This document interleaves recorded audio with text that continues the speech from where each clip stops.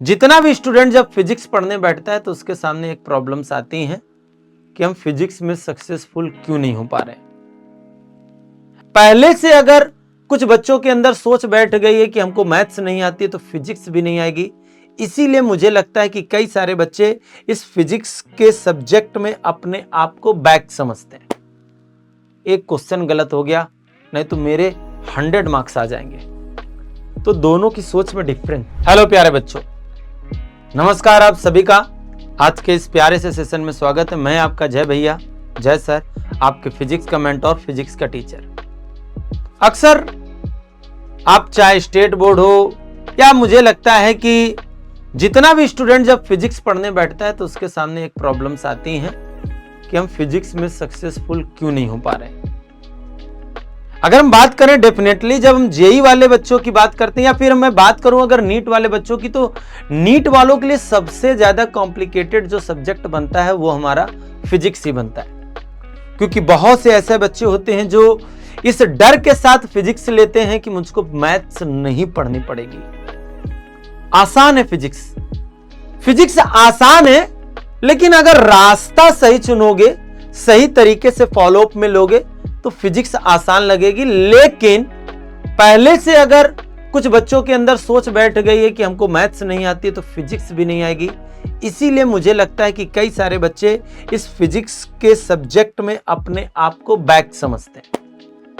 तो बेटा आज के इस सेशन को देख लो, डेफिनेटली आप जरूर, चाहे नीट हो, चाहे जेई हो, चाहे आपका बोर्ड एग्जाम हो, आप सब में अच्छे मार्क्स लाओगे। और ये मार्क्स अच्छे लाने का मतलब ये नहीं कि आपको मैं केवल पास कराने की बात कर रहा हूं। मैं आपसे बात करूंगा कि आप किस तरीके से अपने 100 मार्क्स के क्लोज पहुंचेंगे। 95 प्लस मार्क्स के ऊपर की सोच होनी चाहिए, क्योंकि मैं अक्सर बोलता हूं दो टाइप के स्टूडेंट्स होते हैं। एक स्टूडेंट ये सोचता है ओ शिट यार, बस किसी तरह पास हो जाए, वो वाला क्वेश्चन सही हो जाएगा तो मैं पास हो जाऊंगा। एक बच्चा क्या सोचता है, ओ शिट यार, एक क्वेश्चन गलत हो गया नहीं तो मेरे 100 मार्क्स आ जाएंगे।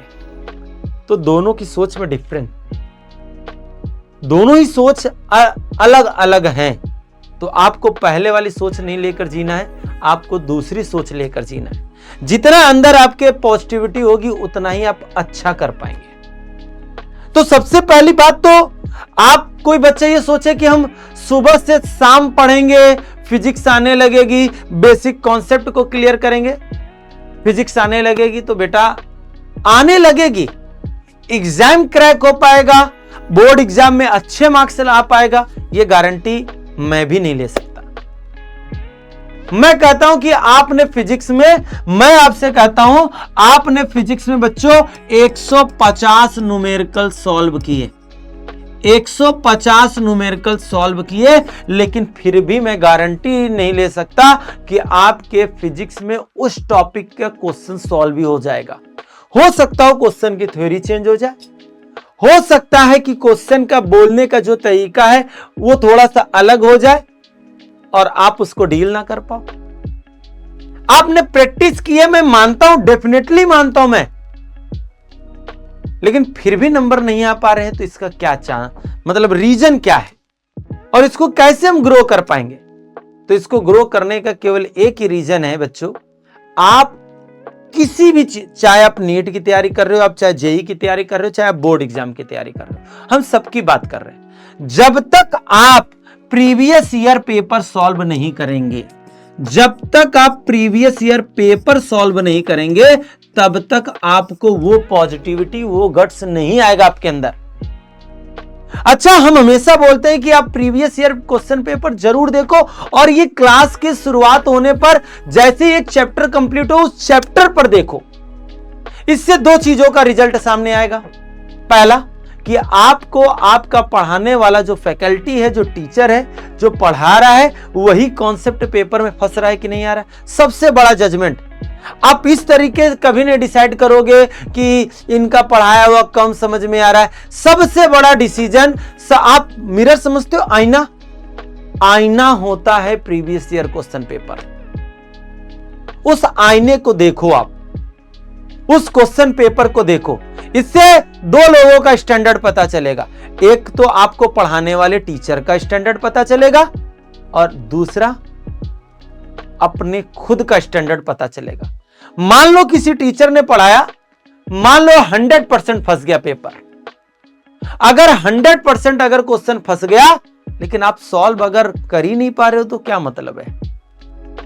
इसका मतलब फॉल्ट कहीं ना कहीं बच्चों आप में है। इस कमी को दूर करना है। तो मैं आज के इस सेशन में सभी प्यारे बच्चों को मैं केवल इतना ही सजेस्ट करना है कि अगर फिजिक्स में आपको अच्छा करना है तो आप कोई भी चैप्टर को कंप्लीट करो। चैप्टर को कंप्लीट करने के बाद प्लीज उस टॉपिक पर आए हुए क्वेश्चंस, जो भी प्रीवियस ईयर क्वेश्चन पेपर है, 10 साल, 15 साल, 20 साल, अरे भाई अगर 10 साल के भी उठाओगे तो बहुत ज्यादा उस चैप्टर पर आपको क्वेश्चन 10 से 15 ही मिलेंगे। तो क्यों ना अपनी तैयारियों को और मजबूत करें। 150 क्वेश्चंस लगाने के बाद अपने अंदर पॉजिटिव एनर्जी कहां से आएगी? जब हम पेपर सॉल्व करेंगे। जो वो एनर्जी आएगी, इससे दो चीजें और मेंटेन होंगी। एक तो आपकी स्पीड मेंटेन होगी और पेपर को पढ़ने की मेंटालिटी भी ग्रो करेगी, क्योंकि मेंटालिटी चेंज हो जाती पेपर में। हम लोग कभी कभी नर्वस हो जाते हैं, क्वेश्चन थोड़ा सा बदल जाता तुरंत हम भूलने लगते हैं। तो भूलो बिल्कुल भी मत, आएगा मेरे प्यारे बच्चों। तो बस आज फिजिक्स में बस इतना कर लो, सबको पीछे छोड़ दोगे। आज इस स्ट्रेटेजी को फॉलो कर लो। एक बार चैट बॉक्स में, एक बार कमेंट बॉक्स में सभी बच्चे मेरे साथ प्रॉमिस करेंगे कि सर आप जब भी फिजिक्स पढ़ाओगे, कोई भी चैप्टर क्लोज होगा, सर हम प्रॉमिस करते हैं कि हम प्रीवियस ईयर क्वेश्चन जितने भी आए होंगे उस टॉपिक से रिलेटेड हम सबको सॉल्व करेंगे, और जो नहीं आएगा, आए हुए डाउट्स अपने जय भैया से जरूर क्लियर करेंगे। तो इतनी बात जरूर फॉलो करिएगा। आज के इस सेशन में इतना ही। सभी लोग चैट या कमेंट में जरूर अपने कमेंट्स को आप लोग प्रॉमिस के साथ मेरे साथ पूरी तरीके से प्रॉमिस करोगे कि सर डेफिनेटली हम करेंगे। तो तब तक के लिए सभी प्यारे बच्चों को प्यार भरा नमस्कार एंड जय हिंद बच्चों।